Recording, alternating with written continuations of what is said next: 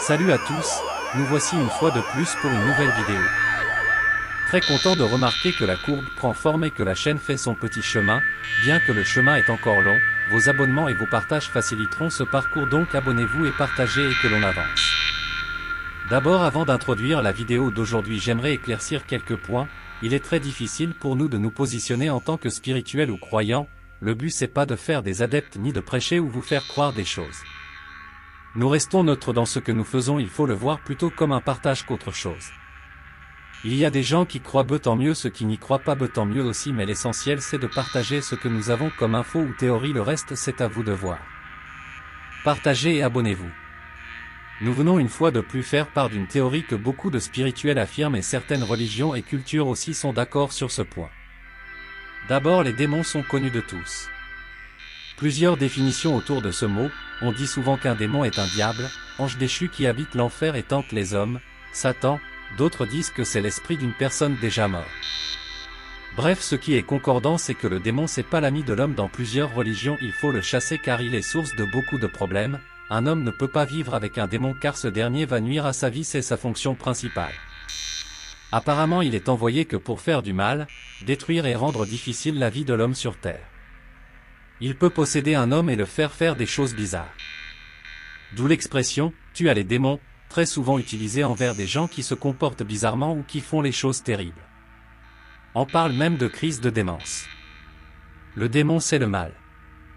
Bref, nous ne sommes pas là pour parler des attributions du démon ou de ses intentions auprès de l'homme, il est mauvais donc il faut le chasser. Pour chasser un démon, chacun utilise sa méthode, d'autres par la prière, d'autres en utilisant l'eau bénite et plusieurs autres choses, en tout cas chacun trouve sa technique.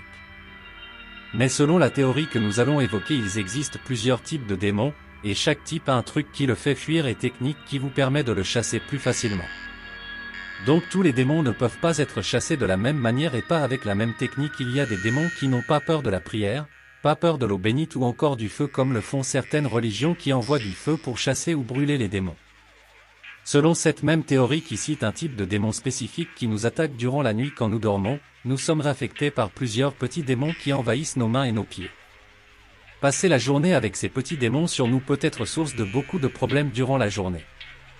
Vous passerez donc une mauvaise journée remplie de plusieurs problèmes incompréhensibles, c'est pourquoi il est impératif que vous vous en débarrassez à votre réveil.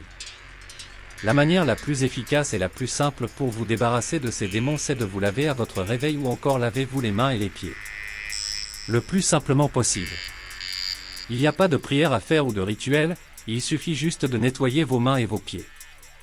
À chaque fois que vous faites ce geste le matin, selon la théorie, vous vous débarrassez de ces démons qui peuvent nuire à votre journée.